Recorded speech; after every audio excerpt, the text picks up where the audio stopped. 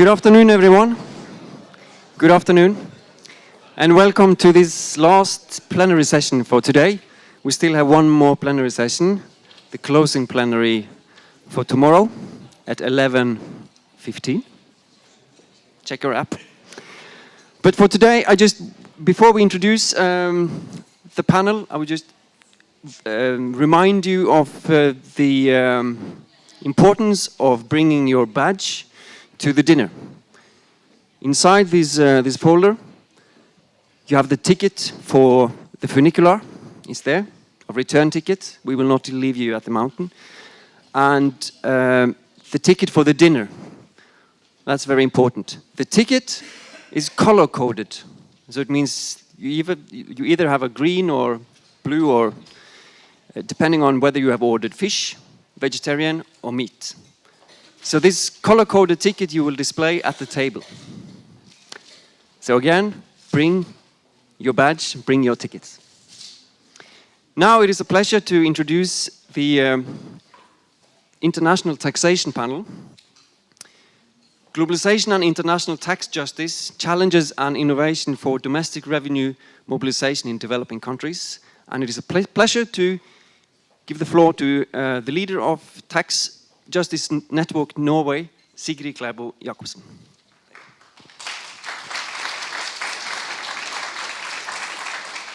Thank you. Important information first. We will end this session at 6:45 so that you will have enough time to go to your hotels and freshen up before dinner. Very happy to be here. I'm the Executive Director of Tax Justice Network Norway. We are also a part of a global alliance of organizations and institutions and trade unions working on tax justice issues. All states have responsibilities towards their citizens to provide security, basic needs like health and education. But governments then need to collect revenue, taxes from individuals and businesses to generate income to provide these services. But this has proven to become an increasingly difficult task. We see that capital is flowing out of developing countries to areas with lower tax or even zero tax. And these havens, these tax havens, are proven to be an extremely efficient place to hide the wealth and profits of individuals and multinational corporations, and well hidden from the taxman. At the same time, we have seen a new wave of international cooperation against trying to combat tax evasion and tax avoidance. However, is this new wave, is it enough? Or are the new rules in international taxation actually working for developing countries? Are we already, can we see signs of already losing faith in these new initiatives to combat tax evasion? And on the more we will also, one of the more also important questions, we have the rules that we have, and within the existing rules, do the developing countries have a leeway or possibilities to increase their taxing rights through the existing rules? These are some of the questions that we will explore today, and the aim of the plenary panel is to present and discuss the research frontier of tax havens, international taxation, and elite behavior. The main emphasis is on how international tax rules affect developing countries, including effects on domestic revenue mobilization and income distribution, and possible ways the current challenges can be mitigated. And with us today, we will have three speakers. We have Professorial Fellow Mick Moore from the Institute of Development Studies in the UK. He's also the CEO of the International Centre for Tax and Development, the ICTD. We also have research professor Odd Helge Fjeldstad from the Christian Michelsens Institute here in Bergen, and the African Tax Institute from the University of Pretoria, and Associate Director Catherine Ngina Mutava from Strathmore Tax Research Centre in Nairobi. So they will each hold a 20-minute presentation each. After each presentation, we will open up for just a few questions, maybe one or two from the audience, to clarify, for clarifications or short comments. And in the end, the rest of the time, after the three presentations have ended, we will have plenty of time for more questions. And you can then ask your questions in two ways, either through this innovative, what is it called, Slido? I'm seeing it the other way from the back here. .com, quite easy to use, or you can just raise your hand, and we'll try to combine the two ways to give comments. So, without further ado, I would like to welcome Mick Moore to the floor.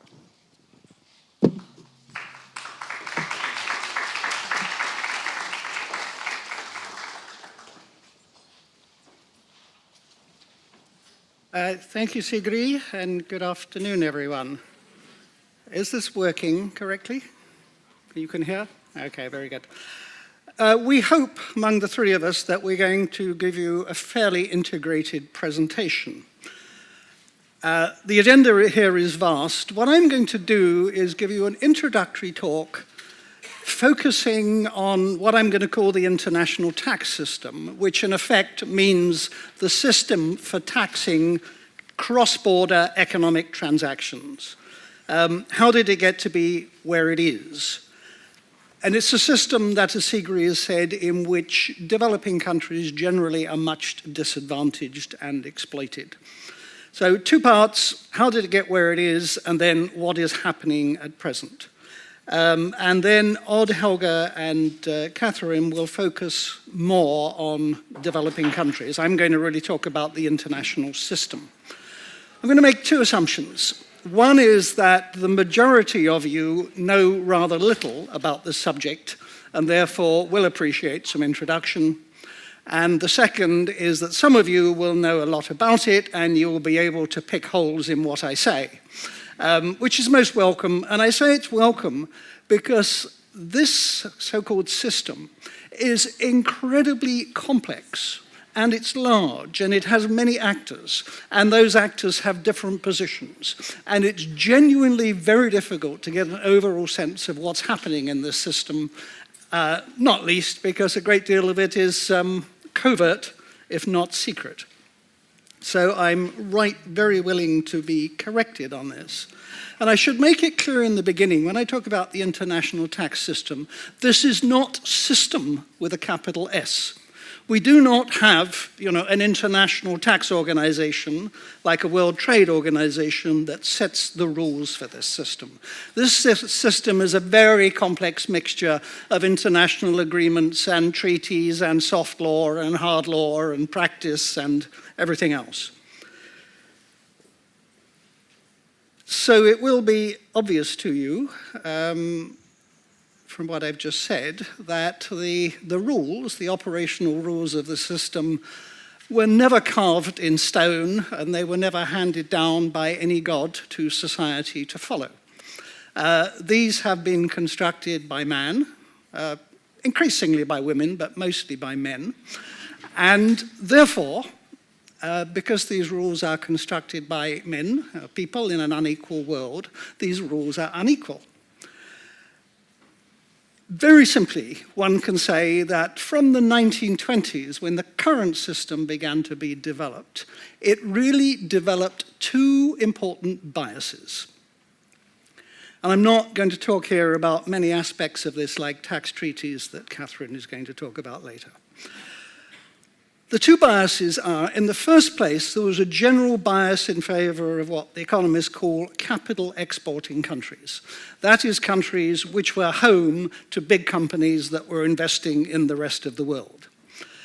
And I'm not even going to explain how that bias worked, but you can well appreciate that if we take the United Kingdom as an example in the 1920s, the firm Cadbury's that used to make chocolates, now disappeared, has been taken over, used to sell chocolate fairly widely. It was to the advantage of Cadbury's as a company located in Britain and to the British government that they would have greater taxing rights than the government of Bulgaria, where Cadbury's was selling chocolate, for example. So there was a general bias in favor of capital exporting companies, but also increasingly over time, as the system became more complex and we had more and more economic transactions, the system was biased in favor of those who were able to create or exploit loopholes to evade or avoid tax.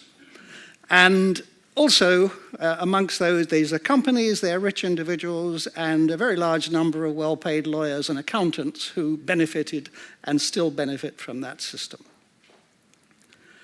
So those are the two biases from which we start.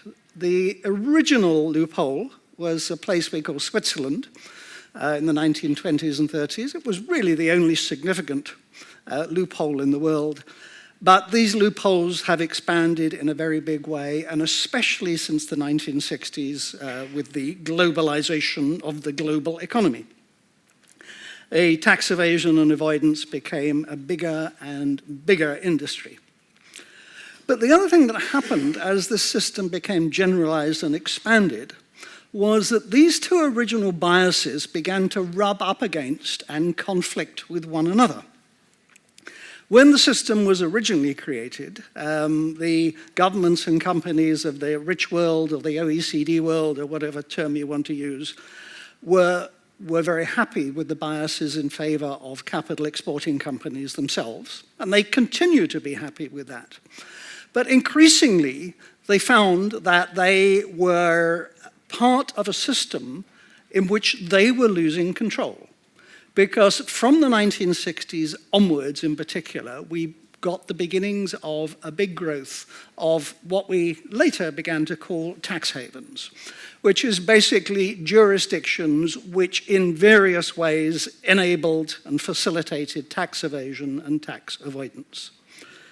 So while, if we take Cadbury's as the example, Cadbury's was no longer taking all its profits back to the United Kingdom, but it was probably putting some of its profits in the British Virgin Islands or the Cayman Islands or Jersey or Guernsey or one of many other jurisdictions in the world. So a certain amount of tension built into the system here. And partly because of that, the governments of the richer countries began to take some steps to protect themselves against tax evasion and avoidance as it affected them. Now, for purposes of this talk here, I can jump over about 40 years of history and come to the current century. Because it's really in this century when things began to change quite significantly. And to simplify even more, two very important things changed. And the first thing that changed, starting, say, 15 years ago or a little bit more, was that we got an enormous amount of campaigning by many organizations and many journalists, Tax Justice Network, etc., that exposed to the public what was actually happening here, or at least many dimensions of what was happening here.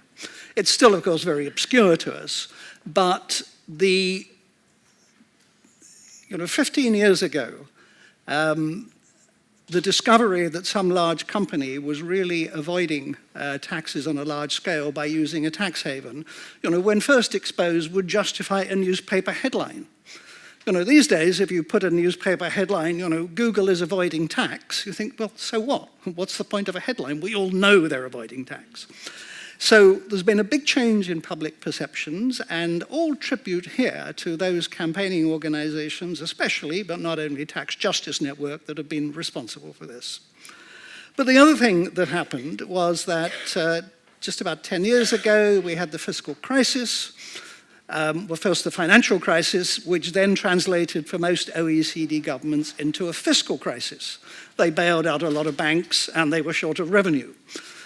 And they, therefore, began to look more closely at tax evasion and avoidance issues. And within a few years of that crisis, there was a fair degree of consensus among the OECD countries, and indeed among the G20, that for both fiscal and political reasons, they better both do something about these large-scale avoidance and evasion and be seen to be doing something, because it was both a fiscal problem and a political problem. And very simply, what the most important thing they did is to charge the OECD with coming up with a plan to do something about this. And the OECD was given 2 years to do this, between 2013 and 2015. It was called the Beps Process, where Beps stands for Base Erosion and Profit Shifting. That's the technical definition of the problem. Base erosion means I don't tell you what I'm earning, so you can't tax me, and profit shifting means I take my profits from Norway to the Cayman Islands, so you can't tax me. So we had the OECD process. The OECD reported in 2015, and at the time there was an awful lot of discussion of the issues. Now let's just talk a little bit more about how the problem was defined. The OECD and the G20 basically defined this as a tax problem, and a tax evasion and a tax avoidance problem. On the whole, they separately treated issues of money laundering, and banks shifting money around, dirty or suspect money around the world as a sort of separate category of activities.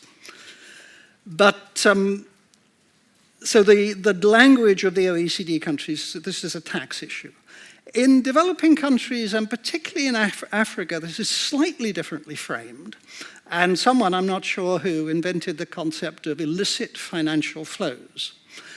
And the concept of illicit financial flows is essentially putting together problems of tax evasion and tax avoidance, both by companies and by rich individuals, and putting into that same package problems of money laundering and transfer of money from one country to another in a sort of somewhat covert fashion.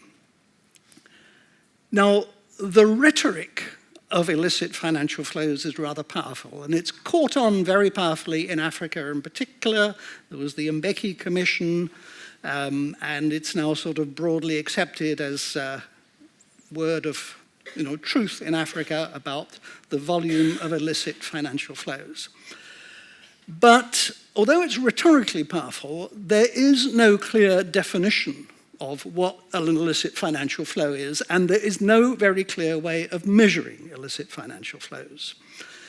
And it's important to stress that any headline figure you see for illicit financial flows is not the same as a figure of tax that's being lost to Africa or whoever else it is.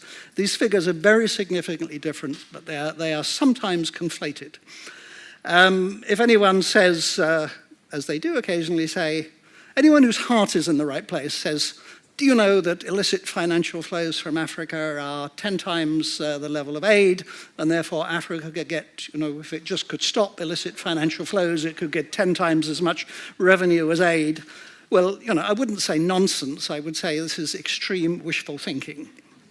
The volumes are nothing like that. So there's a very quick bit of background. What I want to talk about now is what I think is happening internationally over this system and over reform of this system. And I'm going to zip through rather quickly about 8 points. First, as I just said, there was this Beps process that the OECD undertook between 2013 and 2015. It made some quite sensible suggestions. Some of them are being taken up. One should just clarify that its suggestions are patches on the current system. I mean, it completely rejected the idea of trying to rework the current system at all. And at the time of the Beps discussions, I think many of us thought that this was going to be a big kind of decision, and what came out of the Beps process would really stand for at least 5-10 years. There would be some change in the system, but it's not like that. The debate continues just as vigorously as it did at the time of Beps. So all the same issues that were discussed before are up now.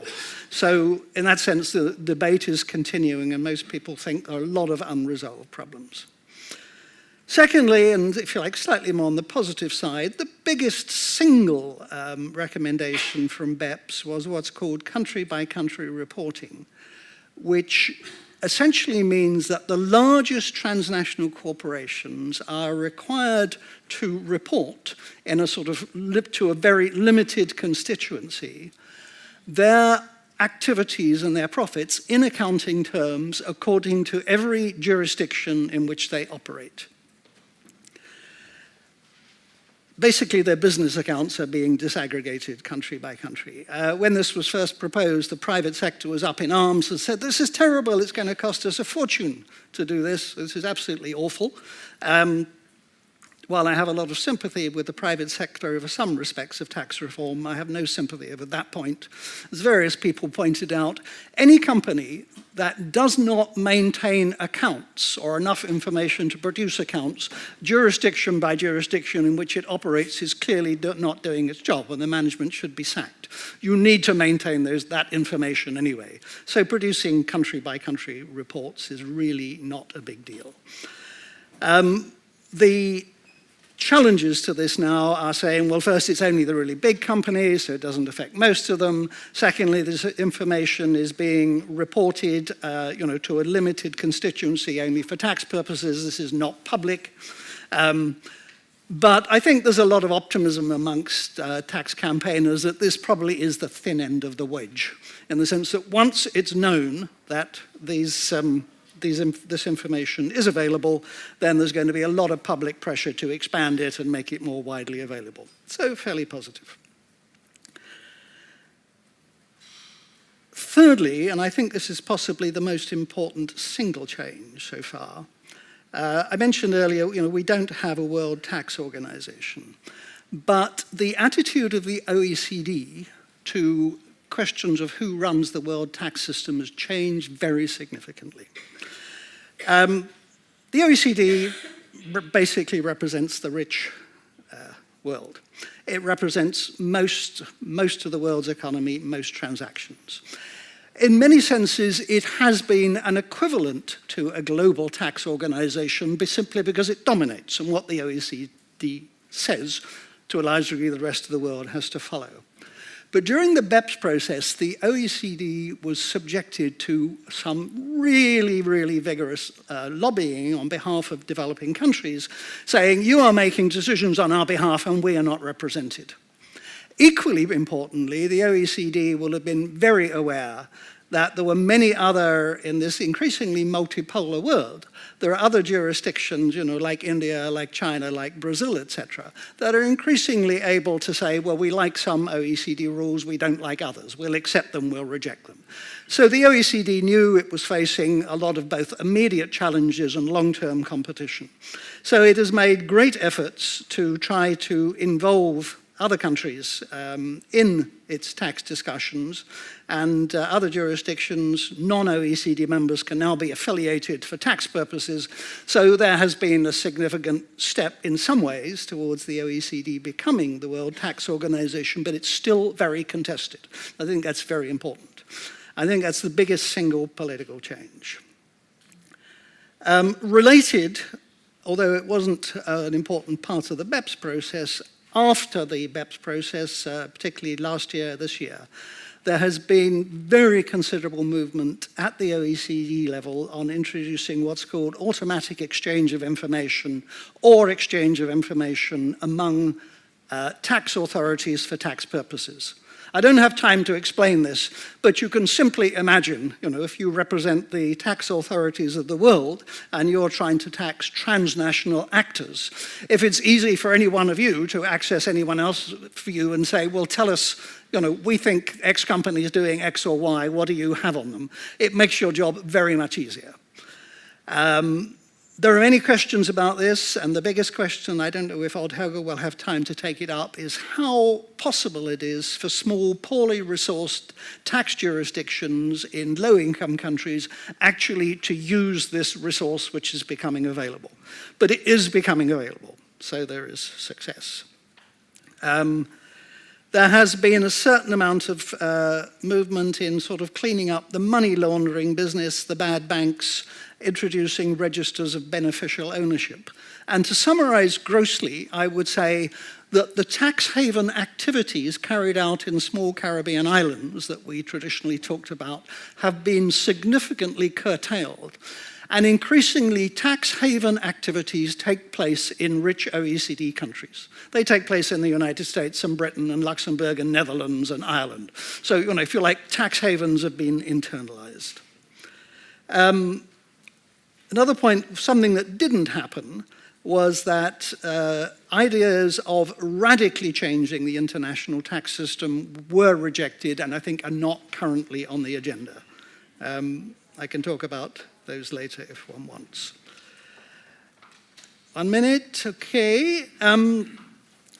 But finally, on what's happening, it's important to bear in mind that there is a sort of nano-sized elephant in the global room, or actually there are trillions and trillions of them, which is the shift to the digital and knowledge economies. You can define these in various ways, but this means, value lies principally in knowledge and data, online transactions, the differences between products and services is being elided, etc. This, in the long run, is a major change to the current system because the current system does depend on someone having the capacity to, in accounting terms, attribute both economic activities and profits to particular jurisdictions, Norway versus Sweden. But the more we shift to knowledge and digital economies, the more difficult it is to actually make that attribution. So in the long run, that is the really biggest I think, threat to the current system. Sorry, actually, one more point I should have added. If you want to look at the politics of the current system, I'll take one extra minute. The biggest political conflict over tax at present does not involve developing countries at all, although that's what we talk about. The biggest single political conflict over tax lies in the fact that a large number of American companies, especially the big tech companies, the Googles and Facebooks and Amazon, etc., have, because of a quirk in the US tax system, massive accumulated profits that they are keeping in the rest of the world and not repatriating to the US because they'd have to pay a lot of tax on them. And here we have all these vast profits sitting elsewhere in the world. And this has, in addition to other reasons, this motivates the Europeans generally, but especially the European Commission, to be, to salivate and think, well, not only is, Google cheating us of taxes, but they're keeping all these profits there, and we want a share of them. So if you look at, some of the really strong words that have gone on recently, it's been attempts by the European Commission to grab some of those, and the response of the US Treasury, very firm to say, hands off, this is our money. That's where probably the most interesting political action will take place. So, in conclusion, the politics, the system is not in equilibrium, it's still changing. I think the politics have really changed, and I don't think developing countries can be as overtly marginalized in political decision-making in future as they can in the past. Unfortunately, there is no sign or no significant sign of collective action by groups of developing countries to deal with these issues, because that could greatly change their bargaining power in a range of issues. And finally, and most skeptically, it's not clear to me how far these, on the whole, positive changes in politics and policy either will be or are reflected in underlying patterns of economic and tax behavior. First, there is still an awful lot of tax competition out there. Governments still will often turn a blind eye to tax evasion by companies if that's a good way of, persuading companies to invest. Secondly, you read in, say, 2010 how all those Swiss banks have been cleaned up and they're no longer money laundering on a large scale, and then you read in 2016 how the same Swiss banks are money laundering on a large scale. And when I say Swiss, I could mean any banks, it's not just Swiss.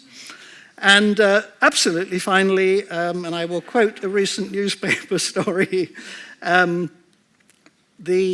between 2010 and 2017, offshore assets held in the British Virgin Islands doubled. There might be a particular quirky reason for this, but those kind of figures make me think if assets are doubling, maybe there's something going on here which is not quite so benign as it looks from the point of view of the OECD. Thank you.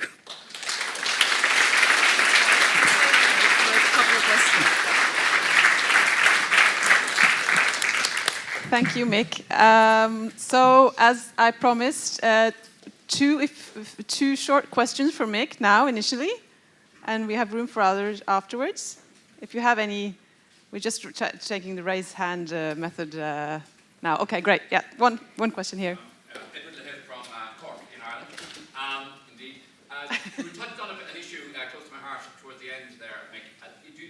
Could you elaborate very briefly, perhaps, on the tension between developed countries' desire to recoup as much as possible of that tax, which is so tantalizingly there, and the interest of the developing world in a more equitable tax justice? These are not the same processes, and I would see them somewhat in tension with each other. No, I don't think they are the same processes.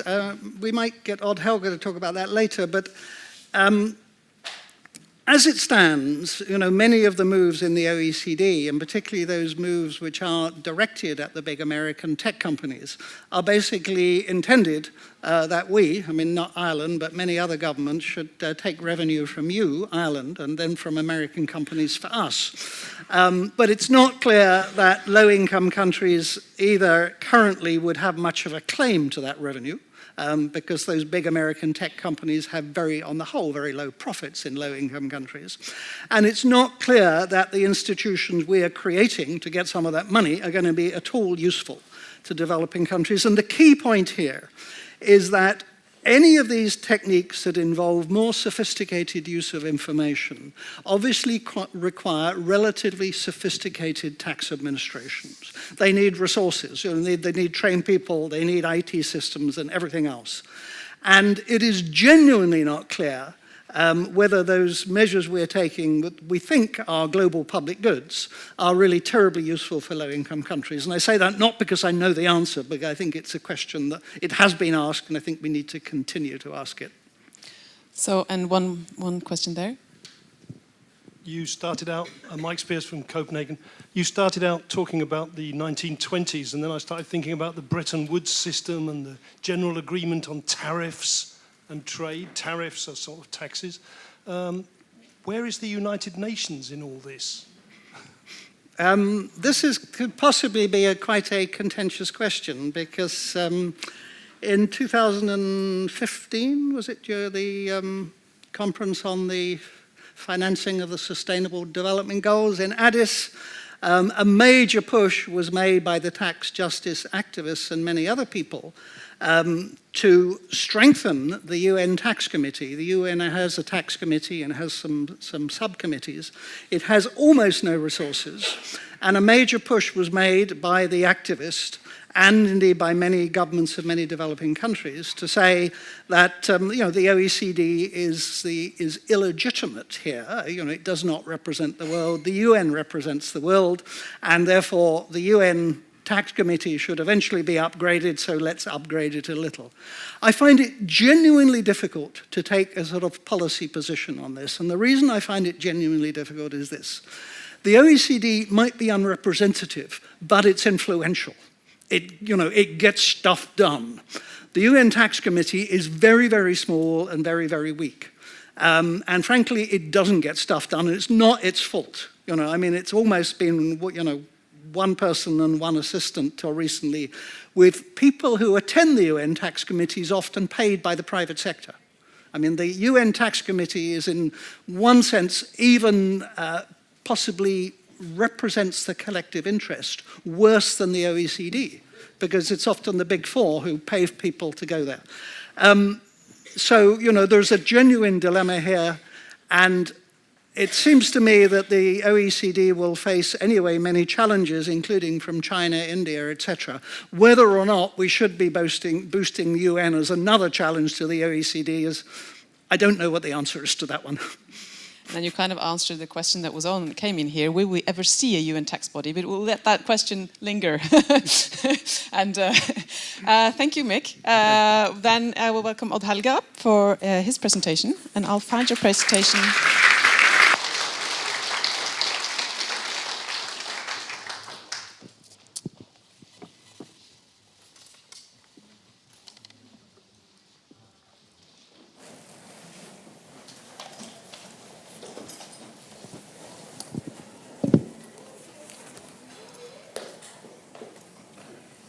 Yeah, good afternoon. Can you hear me?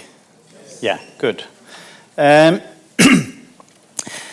Mick also pointed out clearly, we have learned in recent years a great deal about the many ways in which the international tax system facilitates tax avoidance and evasion by transnational companies and wealthy individuals.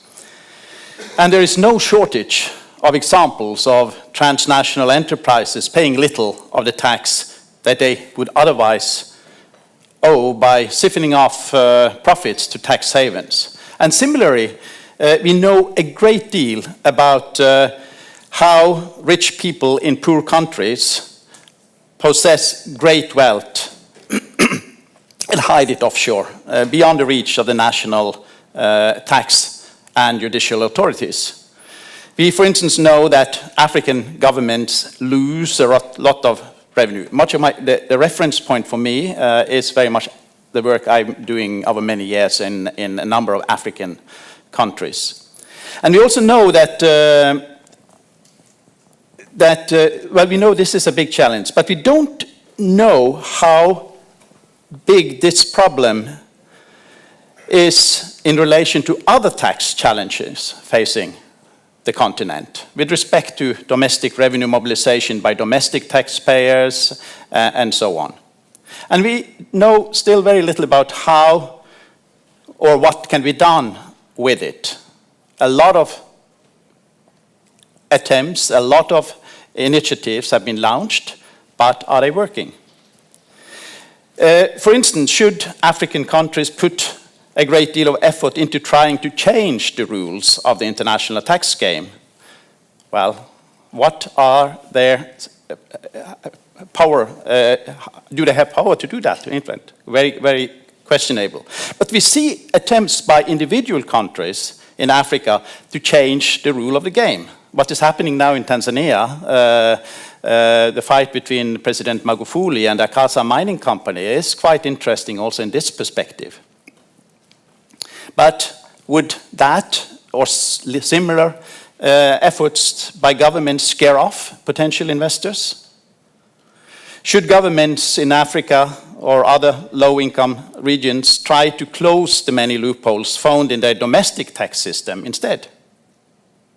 What are the options for African countries to raise domestic revenues? And a key question in that perspective is also, are they losing the faith in the international tax system? And that is the point of departure for my presentation here. Firstly, briefly touch upon the effects of the international tax system and domestic revenue mobilization. And again, the reference point is low-income African countries. I think this partly complements what Mick already have addressed. Then I move into how the existing financial environment and tax system influence the role of banks and other enablers of capital flight. There is a big industry out there of facilitators for tax evasion, avoidance, and capital flight. Third, this is also complementary to what Mick has talked about. What is being done internationally to fix the international tax system? And how are African countries reacting to, in particular, the OECD initiatives? And then what now? What are the options further? Well, firstly, effects of the international tax system on the domestic revenue system. Well, we know that many multinational companies, they pay little tax in the countries they operate. And as Mick also mentioned, this is not a unique developing country problem. The Googles and Facebook and Amazons and Microsoft, not least, it's a big problem for Western tax administrations. In many African countries, the main challenge is related to extractive sectors, particularly mining, also telecommunications, but also other sectors. But this is a problem which affects many countries. And in that perspective, it makes sense that one try to move towards international initiatives which fits all. But is that actually the case, that the initiatives are fitting all countries, independent of their context? In many ways, the corporate income tax system is a fiction. It is not globalized to not adapted to the globalized economy. The corporate income tax system is developed for individual countries, for nation states. It has not been adapted to the globalization which have taken place over the last 20, 30 years, where multinational companies, they have subsidiaries all over and can do profit shifting, they can do transfer costs to high cost jurisdiction and profits to low tax jurisdiction. So corporate income taxes is not at all adapted to the realities we face now with the globalized economic system. And just to summarize some of the points which Mick made related to multinational companies, we have the very complex company structures, we have creative accounting, aggressive tax planning, tax havens already mentioned as a destination for tax avoidance and evasion. And then we have also the growing facilitation industry, the big four in particular, advisory, consulting, audit company, PricewaterhouseCoopers, KPMG, Deloitte, Ernst & Young. We have the international banks and wealth managers. I come back to that. But there is also a major challenge with respect to the tax behavior of the wealthy elite in poor countries. They are also mobile internationally, like multinational companies. And a large share of their income comes in the form of capital gains on investments. And they can also employ advisors, expensive advisors, to assist them in their tax avoidance strategies. And they are either part of the political elite or they cooperate very closely with them. And we also know that the efforts by so-called high net worth individuals to avoid taxes, not least in poor countries, they have accelerated with the spread of globalization. Zuckman, in his book from 2015, he estimates that has estimated, and of course the figures are always questionable, but these are probably the most credible figures we have for the time being. That in 2015, the total financial wealth owned by foreigners in Swiss banks were $2,300 billion. And of this, more than 150 billion came from African countries, which made Africa the continent hardest hit by tax evasion in this context. There are direct effects of tax evasion and avoidance by multinational companies and high net worth individuals. Well, firstly, of course, revenue loss for governments. But we also see the rent-seeking activities and also divert scarce resources from the domestic economy and from productive activities. And it's also very likely that it have negative impacts on income distribution and wealth distribution, and these are direct effects. And this is also documented in a number of studies, including work by Andy Kumana and Boyce, but also others are working in this area. And it's also an additional point that many countries in Africa still receive significant amounts of foreign aid and external loans, which probably is, in some contexts, are less than what they are losing in tax revenues. And then you have the indirect effects of tax evasion and avoidance. Firstly,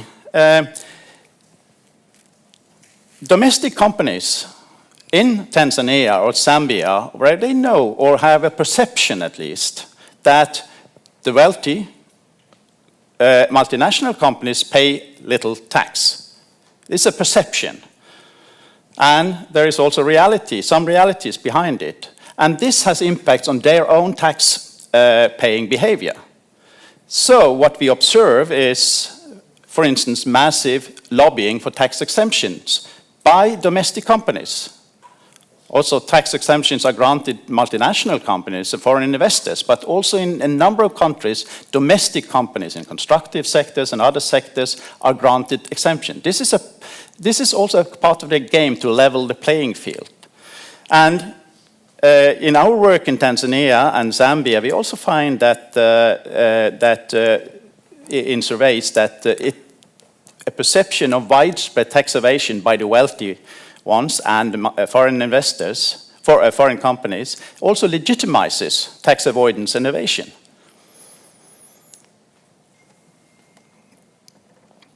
And it has also impacts on institutions in poor countries, on government accountability, citizen participation, and the views of the state.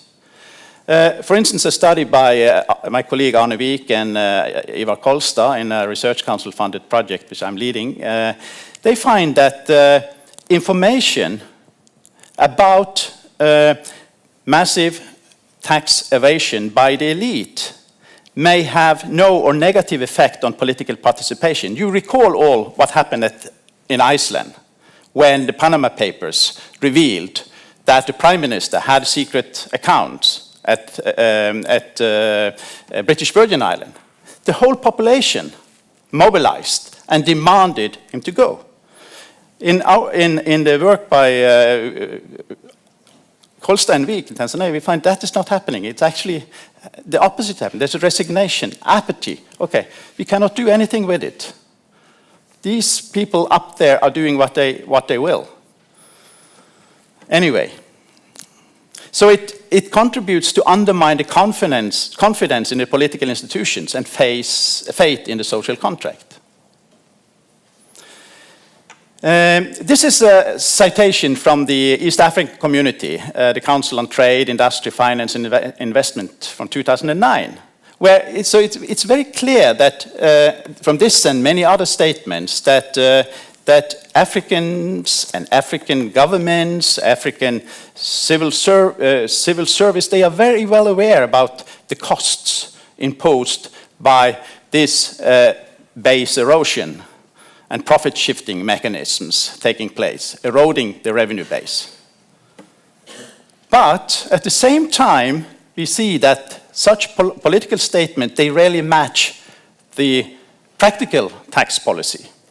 There are massive exemptions granted to domestic and foreign companies. In Tanzania, for instance, estimates suggest that up to 4%, the value in lost revenues of tax exemption may represent up to 4% of GDP. And that's a lot when the tax to GDP ratio is 13%. And in addition, we see very rare examples where high net worth individuals are taxed. There is an interesting study by ICD now in Uganda which shows that there has been some attempts to addressing this challenge of taxing high net worth individuals. Then I move over to the role of the facilitators, which I think has been largely ignored. There is some research coming up, but without these facilitators, this system could not have been maintained and worked and expanding. We have, and I just focus on three categories of the facilitators here: the international banks and finance institutions, the big four, I'll mention PricewaterhouseCoopers, etc., and the wealth managers. The Panama Papers from last year identified 500 banks as enablers of capital flight, and the largest banks in the world, like the HSBC, UBS, Credit Suisse, and so on, they are major players here. And there are a number of cases where these banks have been convicted in the US and also in other countries for facilitating tax evasion, aggressive tax planning. These are big players. The big four, they have offices in 150 countries, including all the major tax havens. And they have also repeatedly been fined by OECD countries for facilitating tax evasion and aggressive tax avoidance. These companies are, their offices are growing, expanding in most developing countries. In Tanzania, for instance, there are PricewaterhouseCoopers have 200 employees. They have offices both in Dar es Salaam and in Arusha. The same, the other three are also represented there, and you have also a kind of a forest of other related companies. And they are also operating both as tax planners for companies and wealthy individuals, but also in many cases as advisors for government. In a British Parliament Public Accounts Committee report from 2015, PricewaterhouseCoopers Cooper's activities were described as nothing short of promotion of tax avoidance and on an industrial scale.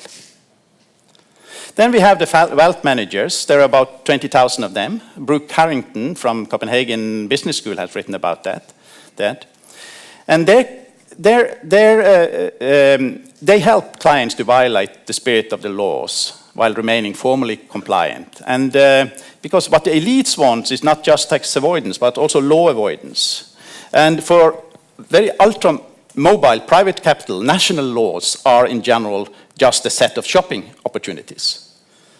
So why are governments not putting a stop to this? No, there are massive conflicts of interest at a personal level, also within government. The wealth managers have direct access to top politicians, to the highest levels of government, both onshore and offshore. So what is being done internationally? This has been addressed by Mick. There are a lot of initiatives, no shortage of that. I just listed a number of them, including the Beps initiative, which Mick referred to. And some of these initiatives are really fairly recent, but others have worked for quite some years. And that also indicates that efforts so far have been relatively unsuccessful, which is also illustrated by the large leaks, the Swiss leak, the Lux leak, and the Panama leaks. They contain actions and capital flows that have happened after the introduction of some of these initiatives. For instance, the jurisdictions used by Mossack Fonseca, the company in Panama, to help clients hide their wealth were predominantly those who were then regarded by the Global Forum as largely compliant. In particular, the British Virgin Islands and Bahamas and the Seychelles. Yeah, so here are some statements showing, okay, the days are numbered for secret accounts, 1991. 2001, Forbes, private banking, rest in peace. 2009, at the G20 meeting, era of bank secrecy is over. 2011, OECD announced a new initiative significantly raised the probability of detecting tax evasion and greatly improve. I've left some space here because there will come more statements like this. But the bank and financial sector, they prove to be experts in adapting to the new laws and regulations. I think I'm more pessimistic than Mick what is achievable here and how poor countries can manage in this setting.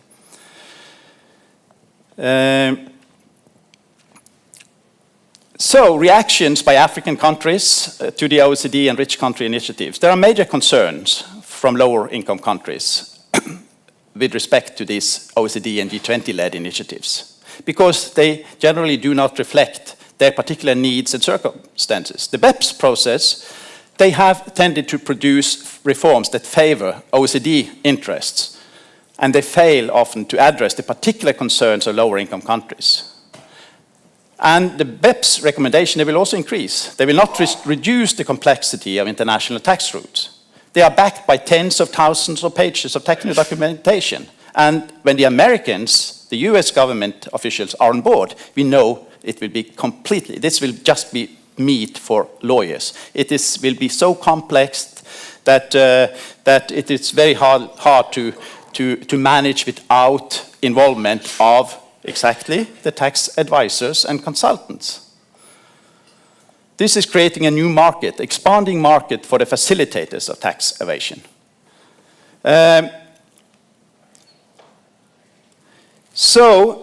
When it comes to automatic exchange of information, which Mick mentioned, I think there are big challenges facing poor countries, African countries. Firstly, modern IT systems and availability of electronic documentation is in scarce supply. Capacity and time to respond to an increasing flow of inquiries, scarce capacity in place.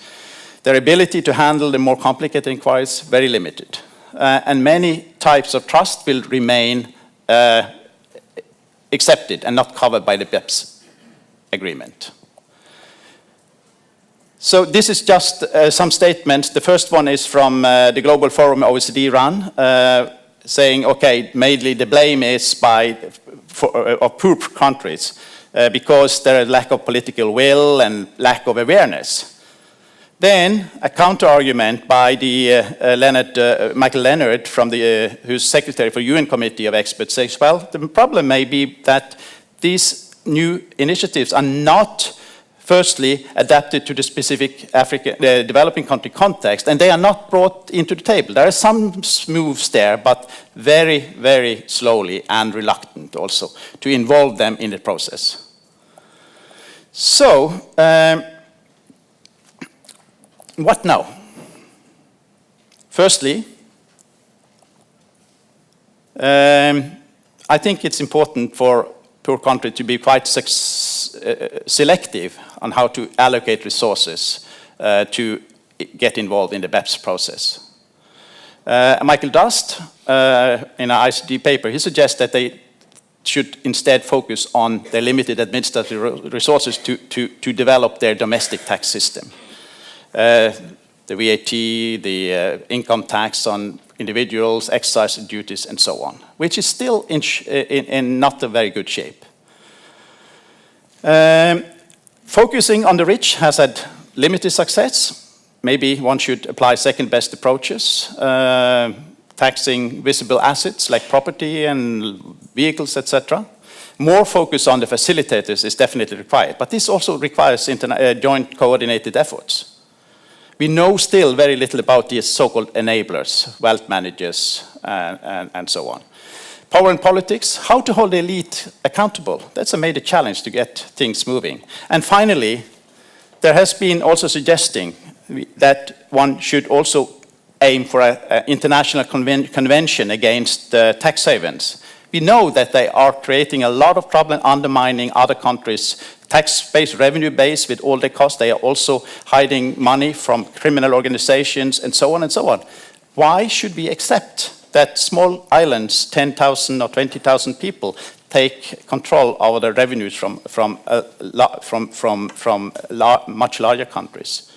This was also one suggestion by the Norwegian Commission on Tax Havens and Development, which I was a member of, 2009, turned down. But just 2-3 years ago, I think 300 top economists, including Nobel Prize winner, took up this issue, that this is something which should be considered, but it requires international coordination. Thank you.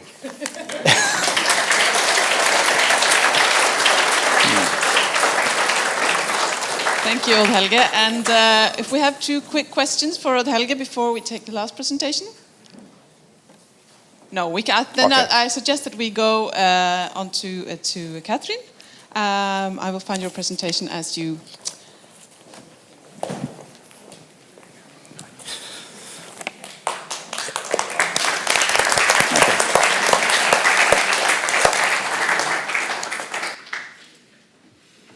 So I apologize, my voice disappeared for the first time in 10 years. So Murphy's Law at work, I'm sorry. So I'm supposed to cover on tax treaties, and the assumption is that most of you don't know too much about tax treaties. If you do know a lot, please don't hit me because I'm trying very hard to simplify it. In Africa, we love talking about food. Everything is about food in Africa. Weddings, what we do is eat. Funerals, we eat. Anytime there's a function, the function must have food. It doesn't matter what kind of a function it is. So you will forgive me if you're hungry, but I will try and use food analogies in explaining tax treaties. Okay. So, yeah, as I said, if you're hungry, please forgive me. Generally, when you think of tax treaties, the main problem with, the main reason why we need tax treaties is just this. So tax is like a cake. Everybody wants a piece of it. And you only want to share it with the people who are nice to you, right?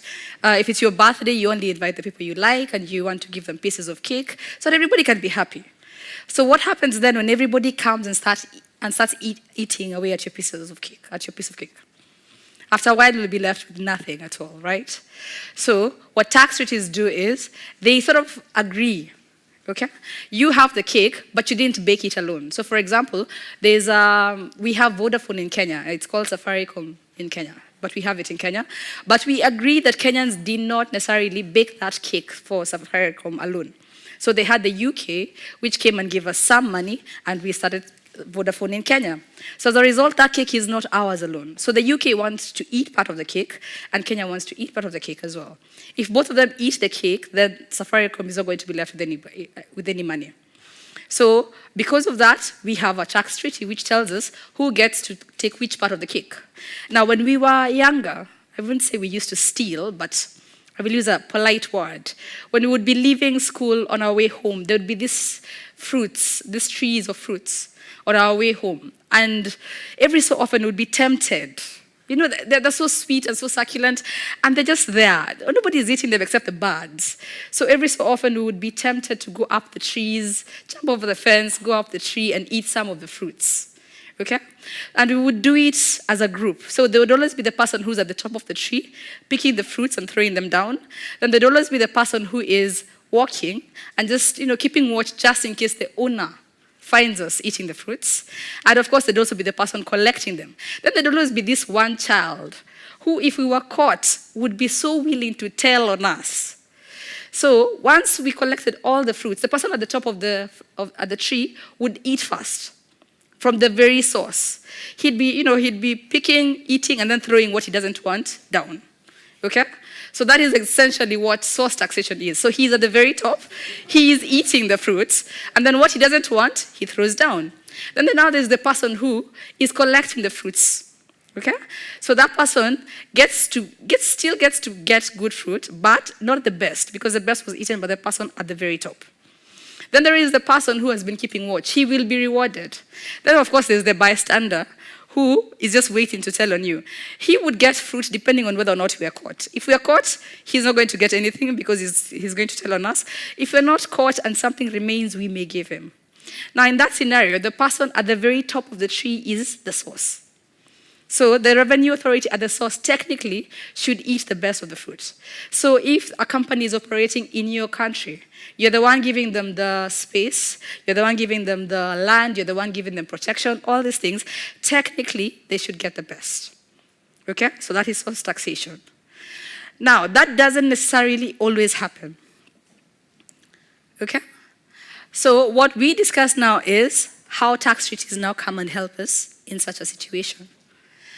Now, I've told you what the tax treaties are. It's to prevent this fight over this cake, okay? So they're just supposed to eliminate double taxation so that once Vodafone makes some money in Kenya, both the Kenyan government and the UK government is not fighting to tax it. As I said, I have many cake similes. Now, when the tax treaties, to understand how they work, you have to go back to when they started. The first one, I think, was started by the Germans. It was in 1890-something, I forget the exact date. It was signed between the Germans and I think the Austrians, okay? Then the Austrians went ahead and signed another one. Now, this is the 1890s. In the 1890s, while they are coming up with treaties, what do you think the Africans were doing? We were dancing. We were happy. The weather was fantastic. There's a lot of fruits. I'm not saying that we were not thinking. We were trading, of course, but we didn't necessarily need tax treaties at our time. We had other ways of dealing with these issues, and we didn't have a very formal system of tax. We had some form, but not a very, very formal one. So you can imagine, from the 1890s, Europe and the Western countries have been coming up with these treaties, and they've been developing them, while we have been dancing and basking in our very, very delightful weather, which, by the way, is very good. You should come to Kenya and see it. It's very, very good weather. Okay? So they came up with it for two reasons. One, to avoid double taxation, so that if you make money in another country, you're not taxed both in that country and at home. And there's another reason, which I think only developed later on, and I think it's just added on there to make us feel better, which is to reduce tax evasion. I don't think that was the main reason for tax treaties. It's just become a by the way. And now it's touted so that we can take up tax treaties. Now, African countries, once we gained independence, and even before we even gained independence, we started signing tax treaties. And we were told these treaties are very good for you because they will encourage people to come in and invest in your country, because it sort of also provides some level of stability so that you know if you're investing from outside of the country, you know the exact kind of a taxes to expect. So we took it. Now, by the 60s there, but in fact in the 50s, the OECD had already, well, not necessarily the OECD, the first model that was created for tax treaties was created by the League of Nations. Now, the League of Nations, by then, we were no longer dancing. Then we were fighting. We were fighting for independence, so we were still not there. So they came up with the first one. Then in the 50s, again, they came up with another model, which is what has been built upon by the OECD to now give us the current model that we have. Of course, there have been changes and improvements. And then in the 80s, in the 70s, the UN, that ad hoc tax committee that both Mick and Odd have discussed, decided they needed to help developing countries so that it can reflect the African countries' position. So they sat down and started developing some rules to sort of help the African countries. However, the people who sat in the committee again were the IMF representatives from the big countries. So as you can see, there was again another problem. Now, there's a Nigerian man who says of these processes that if you do not come to the table, then you are part of the menu. Now, the Africans did not come to the table because at first they could not come to the table. They didn't know there was a table. Then once they found out there was a table, they were not allowed to come to the table. Then finally, when they came to the table, the big boys were already there. So after a while, we became part of the menu. And it is our fault in many regards, and I will explain why part of it is largely our fault. I'm not blaming the Europeans only. Please don't stone me. But it is part of the problem of how tax treaties developed. Now, the way tax treaties work is they tell you who can eat which part. So they say, fine, you have this cake, you can eat this part, and you can eat this part. So they allocate taxing rights. And the basis upon which they allocate taxing rights is based on either, one, if there's actually an active activity going on. For example, is there actual mining? Where is the actual mining happening? Or where is the actual farming coming from? For example, Kenya, we don't have, well, now they say we do, but we have not had very many resources, natural resources. So ours has been farming. We produce a lot of tea and a lot of coffee. Incidentally, we don't take as much coffee, but we produce quite a bit of it. So the activity in this case is the farming. So the farming is taking place in Kenya. So generally, the way they allocate it is they say, if there's actually an activity taking place in your country, then you get a right to tax that activity. But it has to be a practical activity. It can't be like providing banking services, a loan, or giving your professional opinions. They say that's not an active activity. That tells you what they think of us professionals. I don't know why they don't think it's an activity. But they don't think it's a real activity. So if you're doing a proper activity, they say the source country should tax it. So in this case, if you're farming in Kenya, for example, the flower farms in Kenya, they're mostly owned by the Dutch. But since they are in Kenya, then Kenya gets first dibs at taxing the profits made from the flowers. Then any passive income, that's dividends, royalties, all these other things, should be taxed at the resident country, meaning the person who is actually giving you the money for the loan, giving you the money for the equity and such things. That sounds all good and dandy.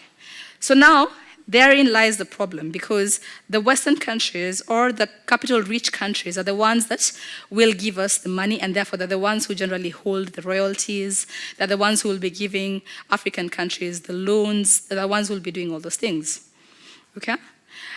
And the African countries will be mainly where the activity is taking place. Now remember, all these things, with the exception of dividends, the interest, the royalties, the management fees, the technical fees, the banking charges, all these things will reduce the profit which is made in Kenya, for example.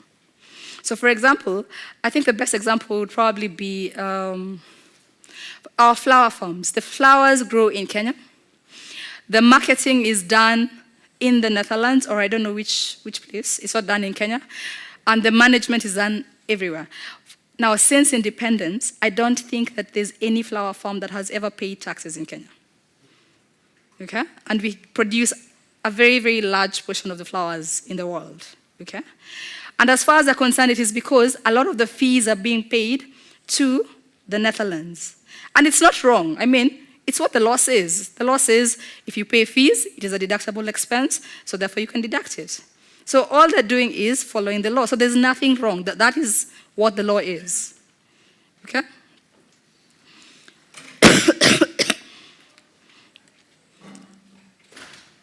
Now, So that is how, first of all, they are allocated. The other thing that they do is they tell you what can and cannot be taxed. That's what tax treaties tell you as well. They say this can be taxed by this country, and this can be taxed by the other country. But it also tells you what can and cannot be taxed. Now, one of the biggest problems that you will always hear developing countries talking about is there is a fee called the management fee. Management fees and technical fees. It's a very ambiguous term. It doesn't mean anything at all. It could mean, for example, that I sit down and I tell my company, which is in Kenya, that I am going to be employing people on your behalf. So basically what you do when you're in Kenya is you sit down, you tell me I need a HR person. Then I am sitting, say, maybe in Mauritius. I say, oh, you need a HR person? Okay. I pick up the phone. I call a recruiter in Kenya. I tell the recruiter, please get these people a HR person. So the recruiter in Kenya goes around, gets a HR person, then the HR person is brought to you, then you tell Kenya, here, I have brought you a HR person, and then you slap them with a bill. That's a management fee. It's a technical fee. Apparently, you have done something technical that has helped with management, I think. Now, such a fee, depending on the treaty, will not be taxed in Kenya. But it will be deducted in Kenya. So it will reduce the profits which are in Kenya while increasing the profits which are moving from outside of Kenya.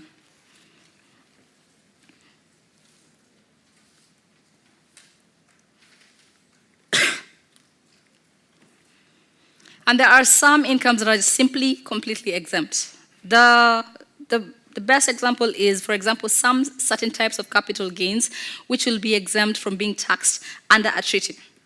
So, for example, there's a huge mall.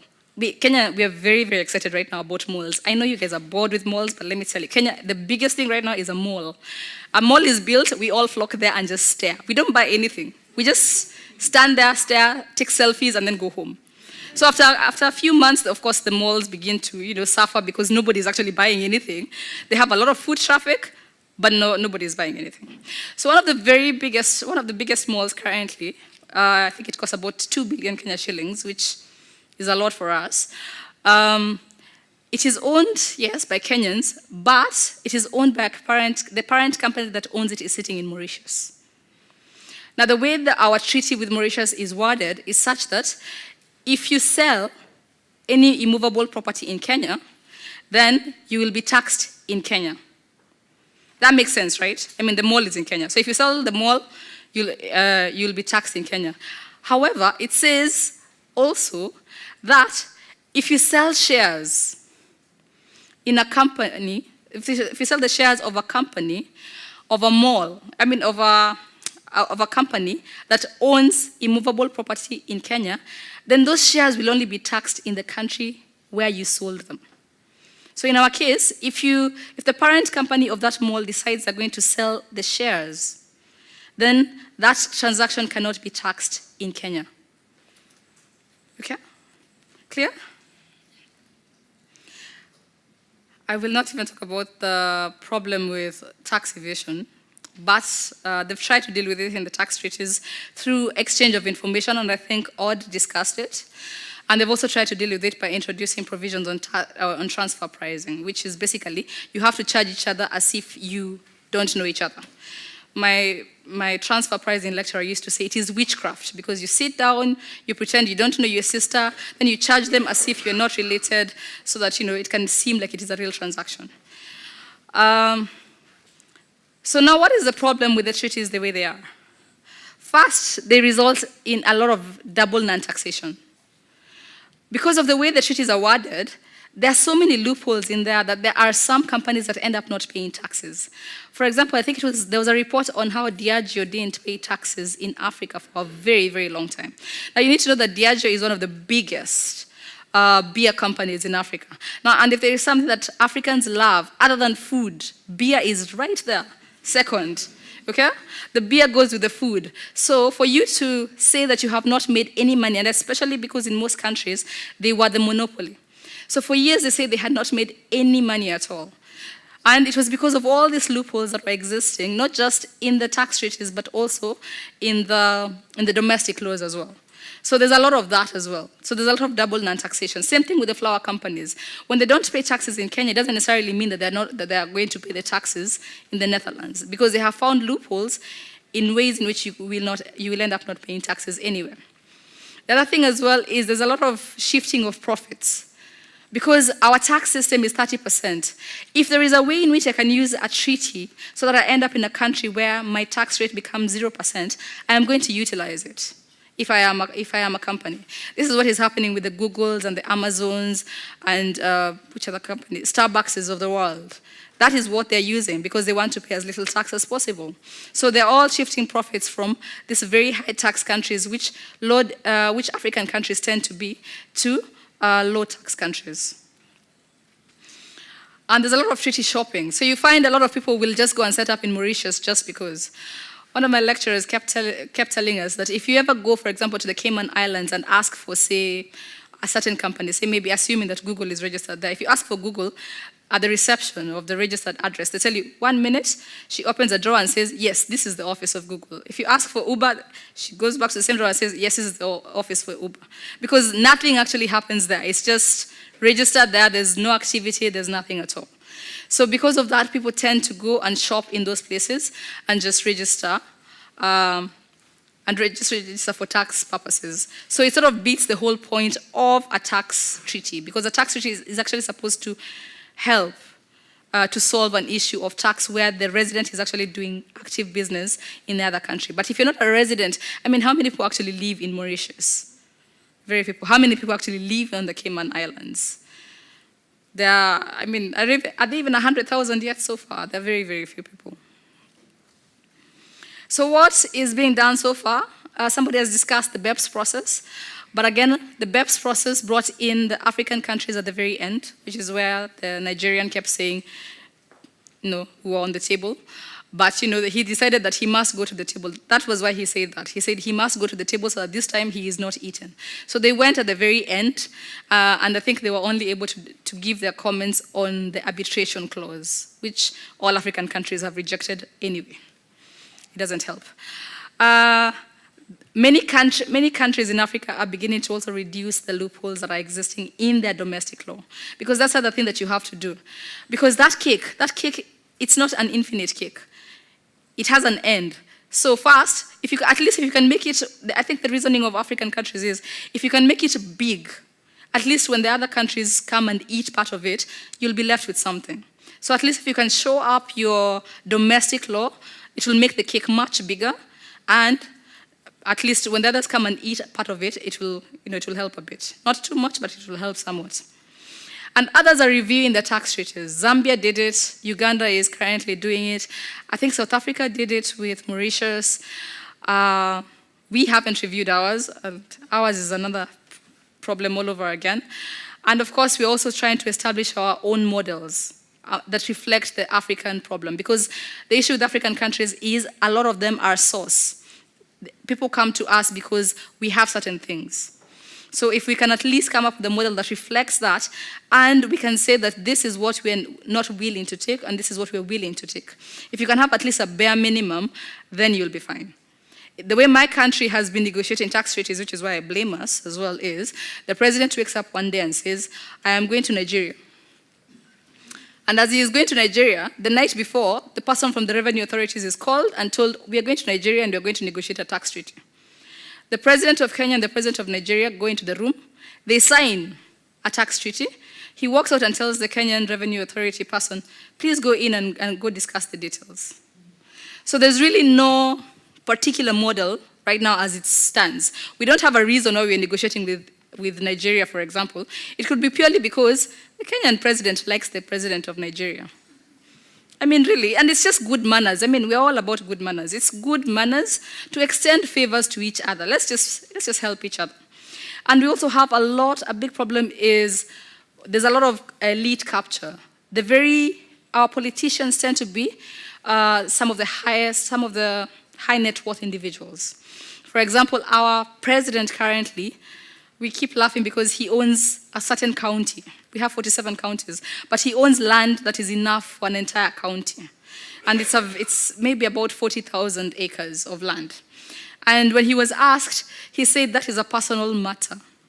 And it was a willing buyer, willing seller transaction. Of course, he forgot the fact that his father was the first president, and the way he allocated land was he would get into his car, fall asleep and tell the driver to drive. Until the part where he wakes up, he would say, "This is my land." Okay? So that is what is going on. Okay? Is there hope? Yes, there is some hope. As I said, ATAF is coming up with its own model. Kenya is currently finally coming up with its own model. So there is some activity that is going on, but it is time, as the others have said, for African countries to stop having a pity party and stand up together and decide what it is that they want to do. And also, nobody forces you to negotiate tax treaties. You don't have to sign. You can just say no. If you have the oil, if you say no, the oil will just stay in the ground until the day someone is willing to come and take it. You don't have to. And you don't have to keep giving away incentives and all these other things. That is all.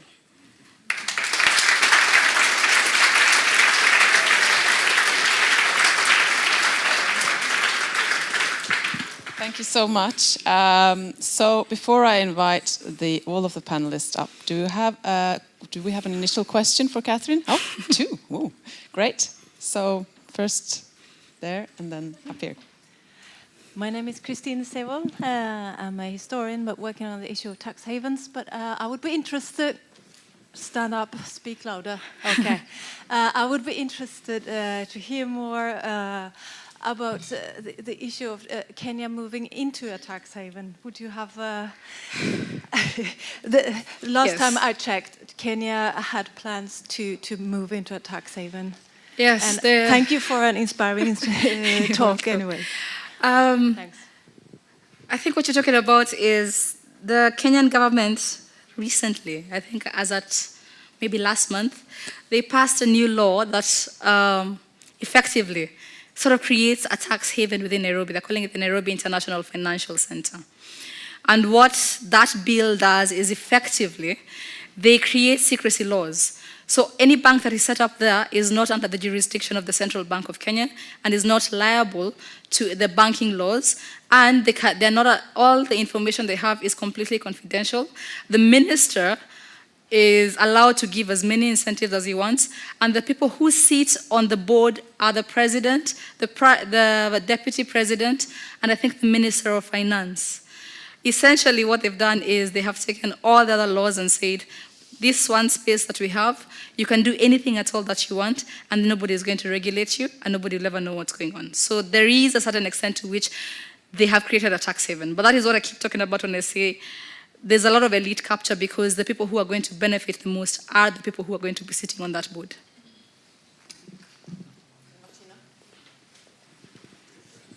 No, I just wanted to say, to ask exactly the same questions about the Nairobi International Financial Center. I think it's not, it's still under scrutiny of the parliament. It's not. No, it was passed. It's passed.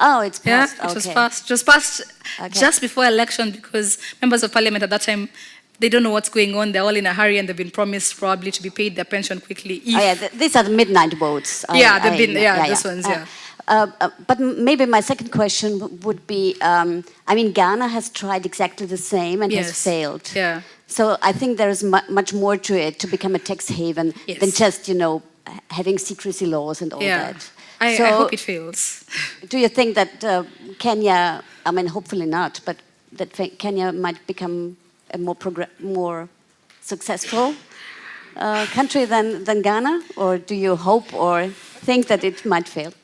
I would like to hope that it will not be any more successful than Ghana, but I can't assure that. We have our current president and deputy are very, very determined human beings. When they want something, they will get it done at whatever cost. So I can't promise you that it will not succeed, but like you, I hope it will not succeed for the sake of the rest of us. But I have a feeling it will be challenged in court. Kenyans, we love litigation, so I have a feeling it will be challenged in court. Okay, well, we'll just hold your question and we'll invite the panel up. Odhalge and Mick, can you come up and stand by these tables? And you too, please. I will start off with, that's sad, from my magic book of questions from our wonderful audience. So any of you can decide who wants to try to answer. So the question is, do you see tax justice acquiring enough traction to turn into conscious mobilization among citizens to affect countries, especially those that have electoral democracies? Any of you want to comment on that?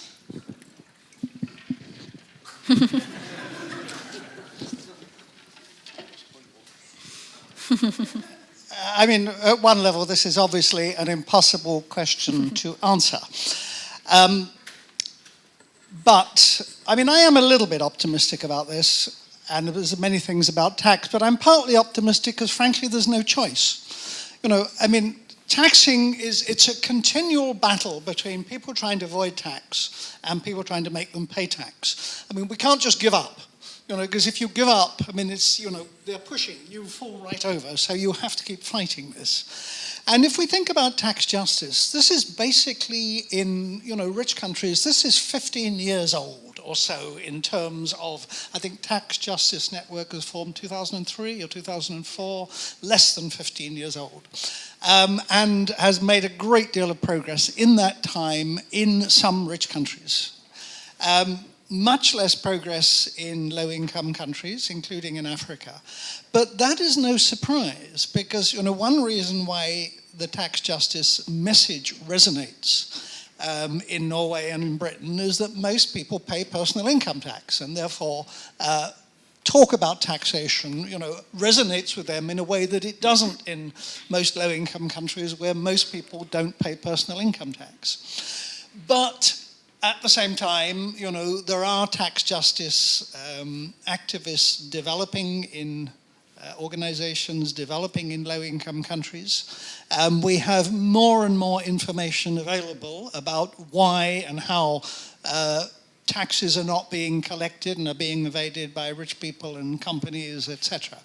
So, you know, I think we certainly shouldn't give up on this. There's an awful lot of work to do. But, you know, the cost of this is very low. It's actually very good for citizens to find out about taxation and get mobilized about it. You know, they become, even if they don't do anything about tax, they become much better informed citizens and better voters. So, yeah, I'm going to be a little bit optimistic on that one. Maybe have another. It was kind of a big question that's also on my magic book here. So it goes like this. Do you have a suggestion to a solution which could end all tax evasion?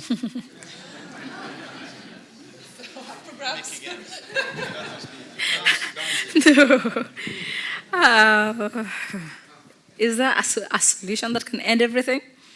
I mean, you could shut down all the tax havens. A lot of them, and I was asking Mick earlier, I mean, the UK owns the tax haven, some of the tax haven, the French. It seems like a lot of the big countries, each of them have a tax haven on the side.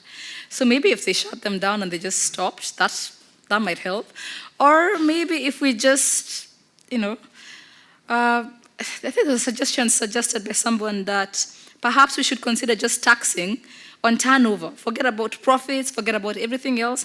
If you make a turnover of 500 million, we just tax you on the turnover, a very, very small percentage, maybe 1% or 2%, and then you can go away. Then we won't have this fight of you have management fees, you have technical fees. That way it will just, you know, you just tax at the top level and then move on. But I don't know whether or not the tax evasion can ever be completely eradicated. I don't know. No, tax evasion has existed as long as there has been small governments, and the oldest history about tax evasion is from the Indian kingdom 300-400 years before BC, and where the advisor of the king, he details 40 ways taxpayers or citizens can cheat the king with respect to taxes. And I was telling this story also to when I started to do tax research in Tanzania 25 years ago, to a senior officer in the that was before the Tanzania Revenue Authority. It was in the Ministry of Finance. I was just curious about how did they managed to evade taxes? What mechanisms were people doing? Because tax evasion was then high on the agenda. Obviously, either my English was bad or I used concepts which I didn't understand. And then he said, then I realized I have to exemplify. And then I told this story about this Indian history, the 40 ways the king or the government could be cheated. And this guy, he looked at me and then he shook his head. We Tanzanians, we are much smarter than the Indians. We have thousands of ways. And when they plug one hole, we invent 5 new ones. So I think there are big challenges. But what I agree here with what you say, that there is an increasing awareness among many people, citizens, and tax justice and other civil society organizations have contributed. We have also now got very active and productive African organizations like the Africa Tax Administration Forum focusing on these issues. But the challenge is to get the political level, the political leaders to mobilize. Many of the initiatives by ETA, for instance, is driven by bureaucrats. It is not rooted in politics. So without involving the political level, mobilizing them, getting them also on the arena, I think we have big challenges still. I can maybe follow up with a question. Yes. Very quickly on that, we'll never prevent tax evasion. It would be a very odd world if we did. People wouldn't be people. But we didn't get very technical in this session. But I'm sure, between the three of us, we could give you a very long list of practical things that governments of developing countries could do to increase their tax revenue. Just domestic. Catherine has just given one. You could require companies to pay either a profits tax or a percentage of their turnover, whichever was the greater or lesser, alternative minimum tax. It's done in Pakistan. It works. It's not a problem. There are many other, you could place more severe limits on the amount of interest that companies are allowed to deduct and when they put their accounts. Because if they're borrowing money from their affiliates overseas, that's a way of transferring money. So you put a limit on that.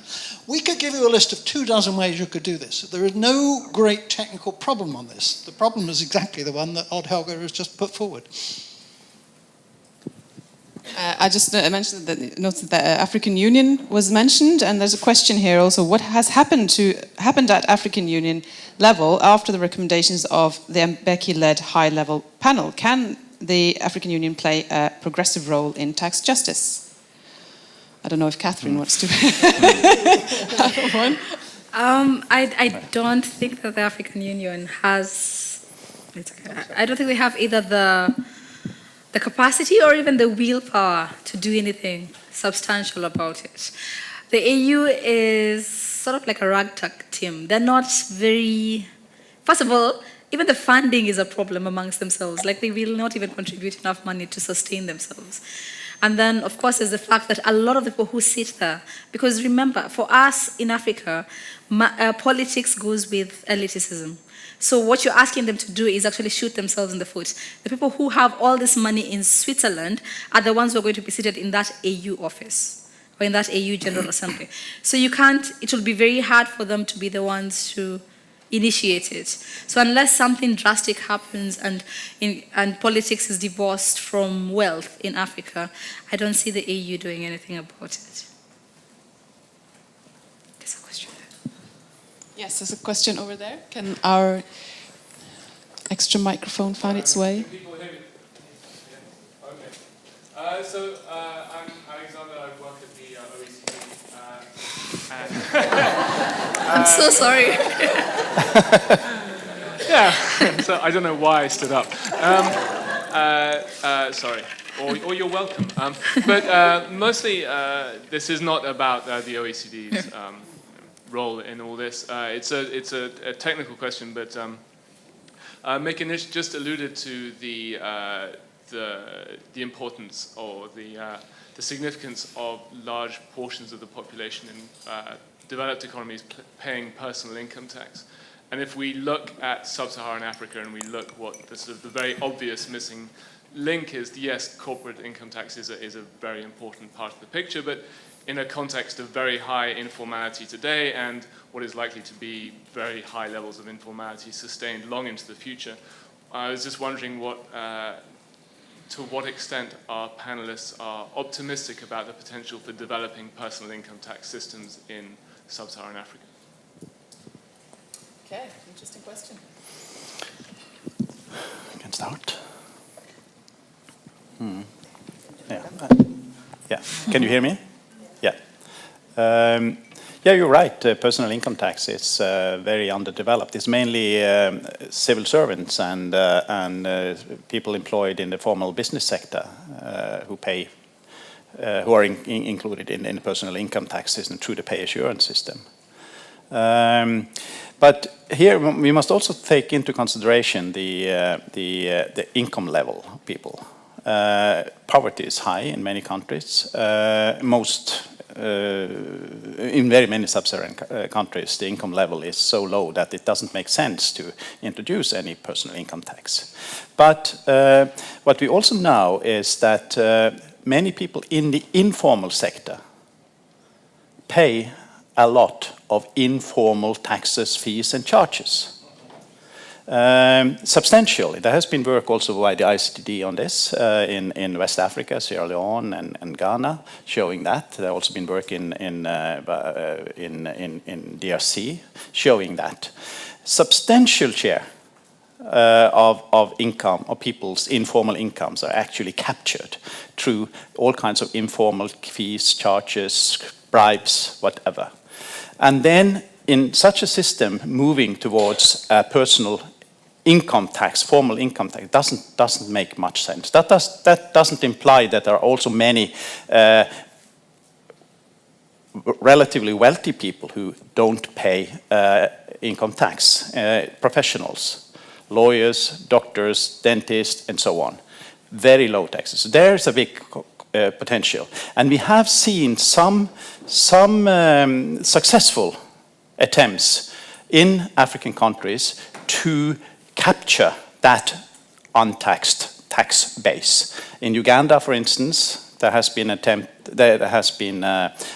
project now. It has been coordinated by the Uganda Revenue Authority, by collaboration with ICTD, which actually then ended up with capturing a large chunk of people who also civil servants who had a lot running businesses and not paying taxes on hotels or whatever they were running, and they were captured. So that is also documented in the stories. I think one has to move step by step, not targeting the poor ones in the informal sector, but go for the more low-hanging fruits, the professionals and such people. Okay, so I think we have time for one more question. Okay, two then. We'll take two at one go.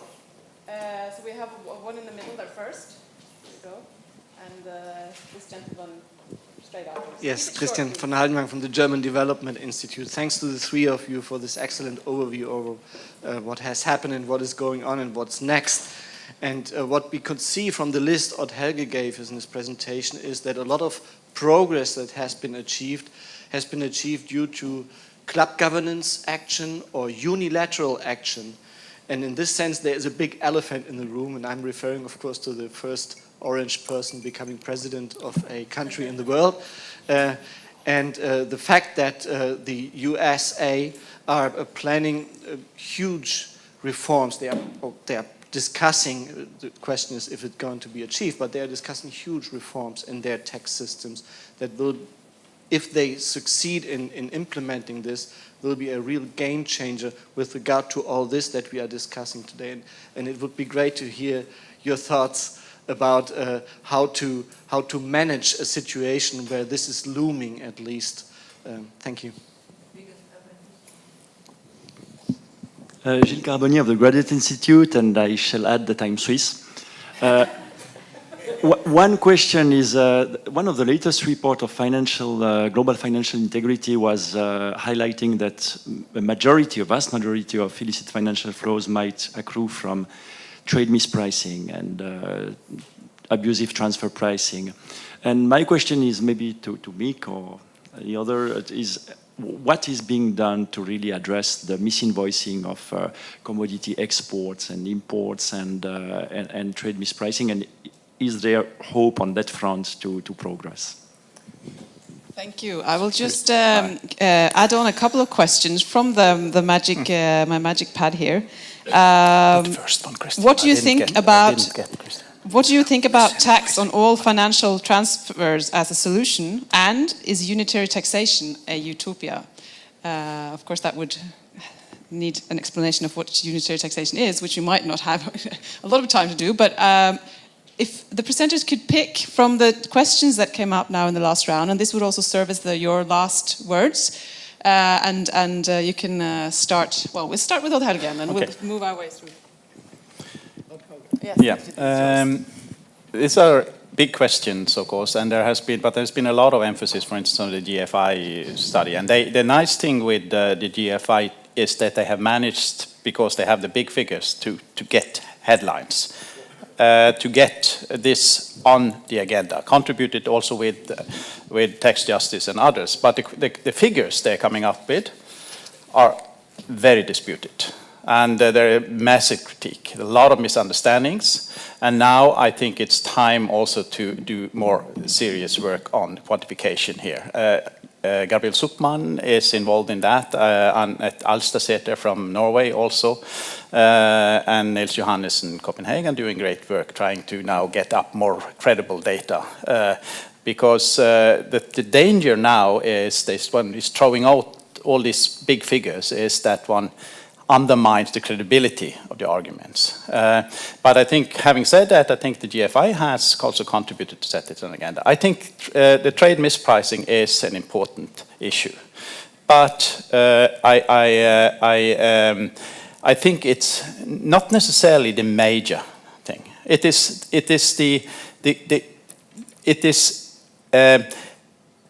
It has been focused on trade mispricing because that is where you can get some data, which of course there are a lot of weaknesses with the data, but one has then made some estimates. But I think there are massive tax evasion through high net worth individuals, both spending, for instance, affluent people investing in properties. You mentioned, Catherine, in the land acquisition in Kenya. We see that wealthy people invest properties all over.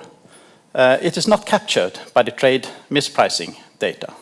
I think so the problem with that, I think there are challenges, definitely big challenges, but there are also other major challenges with respect to tax evasion, which one could address, should not forget also to address. When it comes to unitary taxation, taxing that a multinational company now today, it is taxed, their subsidiaries are operating it, so it's taxed, they can then operate with all kinds of trade, transfer mispricing and profit shifting, which we have discussed already. The unitary taxation means that a multinational company should be taxed as a unit. So, and it should be taxed accordingly to their activities and in the country they operated. There's some kind of, so it should be called, the profit should be taxed according to a kind of a formula which refers to the activity of the company where it operates. So that, for instance, and this is a system which some American states have had for many years, California, Arizona, and so on, because there are different tax rates in these different states, and they agreed, okay, one should tax according to a kind of a principle based on fairness, that companies from California operating in Arizona should not be zero tax, but they should also taxed to California. I think it's a very fascinating idea, and also ICDD has done great work with Sol Picciotto has published around a big program. There's a book on ICT website actually on unitary taxation, examples, cases. But again, maybe because I'm an economist, maybe because I'm from the western part of Norway, I'm still pessimist on these things. I think why, if unitary taxation is such a fantastic tool, why is there so much resistance also from governments to implement it? Why has it not been implemented? So I think there is a need for more political economy research. I think the issue is very much politically the politics around it. But I think it will be a long time before it's really be rolling out. Okay, so the pessimistic ending there from Odd-Helge, but what yeah, here's more. Sure. Okay. There is no radical reform of the international tax system on the agenda for the next 10 years. I'm sure about that. But in the longer term, it's quite possible. And I think it's partly for the reasons I gave, especially the knowledge digital economy. It might just prove impossible to carry on taxing the way we're doing. So I think we should be open to the possibility of radical changes. And there are really currently only 2 radical changes that have been set out in any detail. And frankly, there's not much detail for either of them.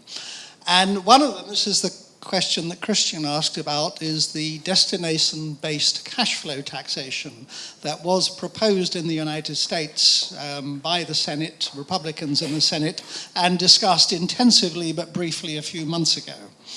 Now, that system is not global in the sense it could be introduced by one country, but if the United States introduces it, the rest of us would have to adapt. I mean, we couldn't carry on. I mean, my view on this, Christian, is that there will be no significant tax reform in the United States, and even if there is, I think that's just off the agenda now. I mean, a lot of American business lobbied against it, some lobbied for, so I don't think it'll happen. Unitary taxation is more complicated. Odd-Helge has just explained it. You really require a decision either on a global basis or a large group of countries to introduce it. You can't introduce it country by country. So there are, in that sense, all kinds of serious collective action obstacles to introducing it. But it actually is relatively coherent, and as Odd has pointed out, there is a book on our website, the only book on unitary taxation, which does explore the issues. So if you're interested in the solution for the next decade, you can forget it. If you want to talk in the longer term, then it might be interesting. Like that, a little, pick it up a little bit. So Catherine, can you I will try and end on a positive note. On the transfer pricing question, I'll give you the Kenyan scenario. It has worked very, very well for us. We have a very, very well-trained transfer pricing department that has actually managed to get quite a bit of money back from what I would call tax evaders.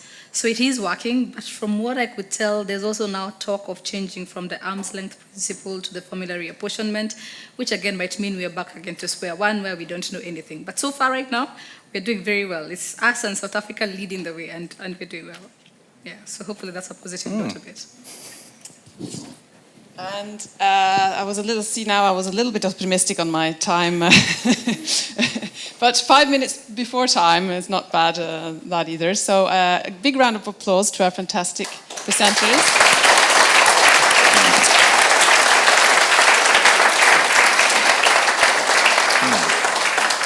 And for those of you going up the mountain for dinner, see you later.